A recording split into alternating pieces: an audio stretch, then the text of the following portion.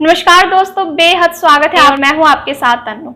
आपको याद होगा अब से लगभग 3 महीने पहले जब कृषि कानून के खिलाफ कई राज्यों के किसान मिलकर दिल्ली के बॉर्डर पर आंदोलन कर रहे थे, उस दौरान एक लड़की का वीडियो सोशल मीडिया पर जमकर वायरल हुआ था। इस वीडियो की सबसे खास बात ये थी कि ये लड़की बिल्कुल बेखौफ होकर अपनी बात किसानों के हित में रखती हुई नजर आ रही थी। उस लड़की का नाम था पूनम पंडित।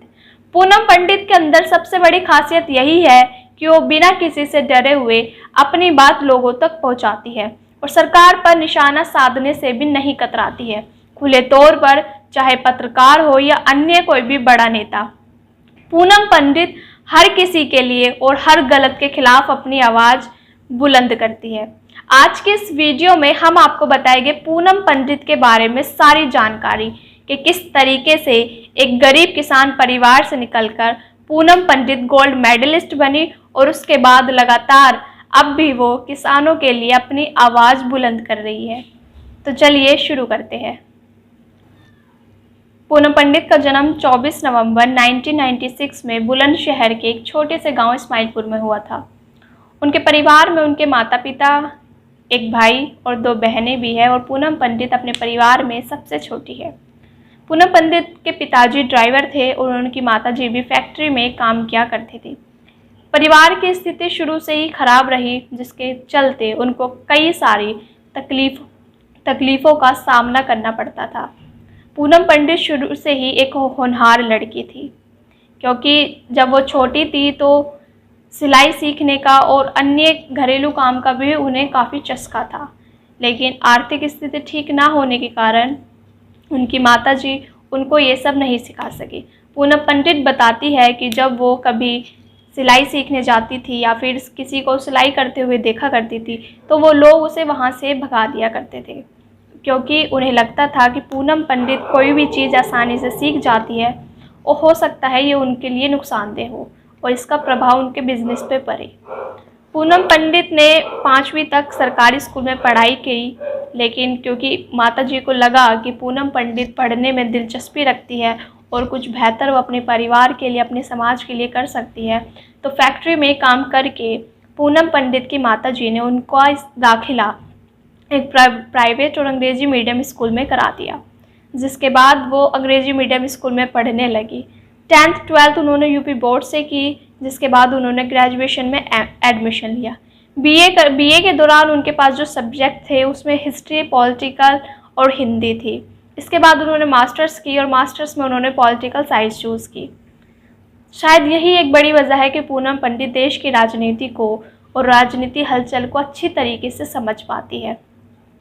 इसके बाद 2013 में पूनम पंडित के पिताजी की तबीयत बिगड़ने लगी। इस दौरान वो मेरठ में शिफ्ट हो चुके थे और 28 नवंबर 2013 को पूनम पंडित के पिताजी का देहांत हो गया।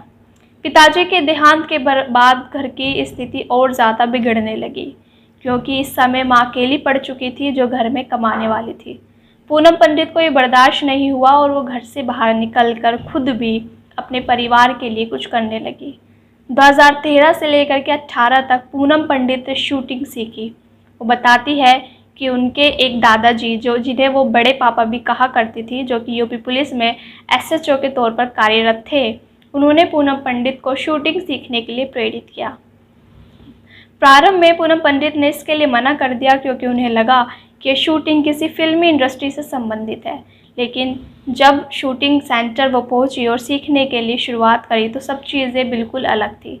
पूनम पंडित ने अपनी खूब दिलचस्पी के साथ शूटिंग सीखी और 2018 तक शूटिंग सीखने के दौरान वो कई घरों में काम भी किया करती थी।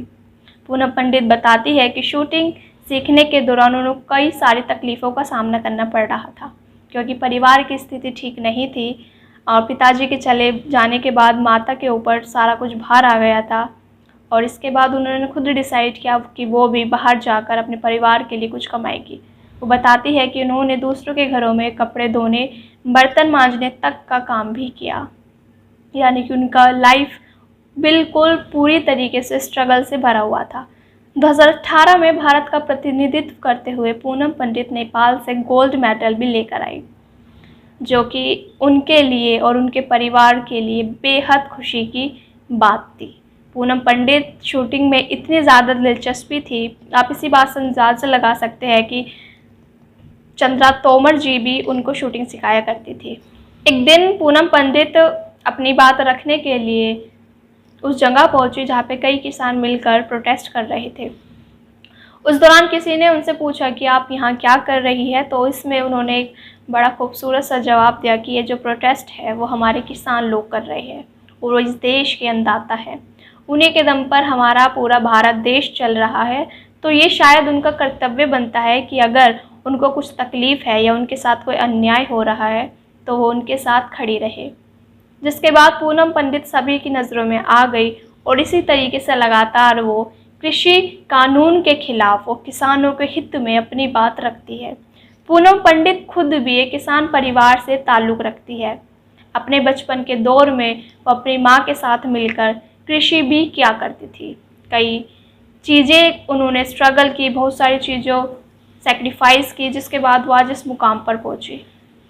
पूनम पंडित जिस अंदाज में बोलती है और जिन तर्क के साथ अपनी बातें रखती है वो वाकई में काबिले तारीफ़ है। स्थिति ये है कि पूनम पंडित को कृषि कानून में हिस्सा लेने वाले कई नेता ब्लैकमेल करने की भी कोशिश करते हैं।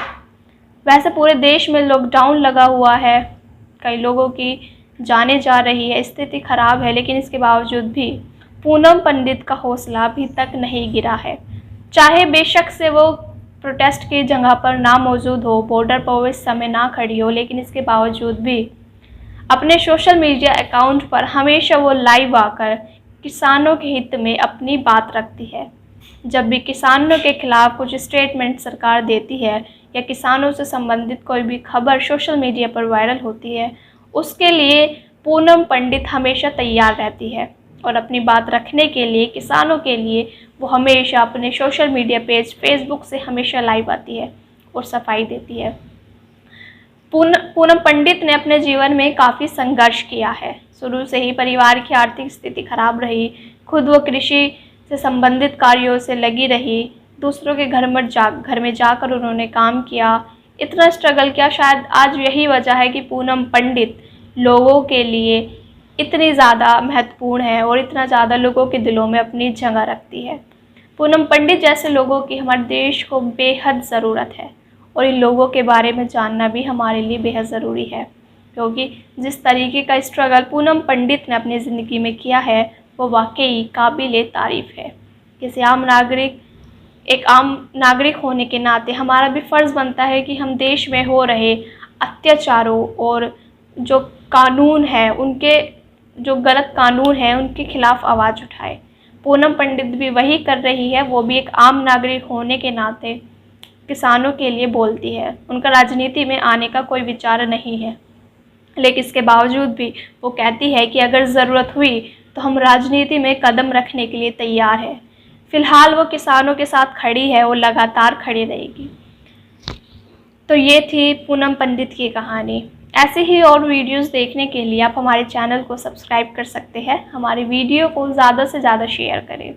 बहुत बहुत शुक्रिया।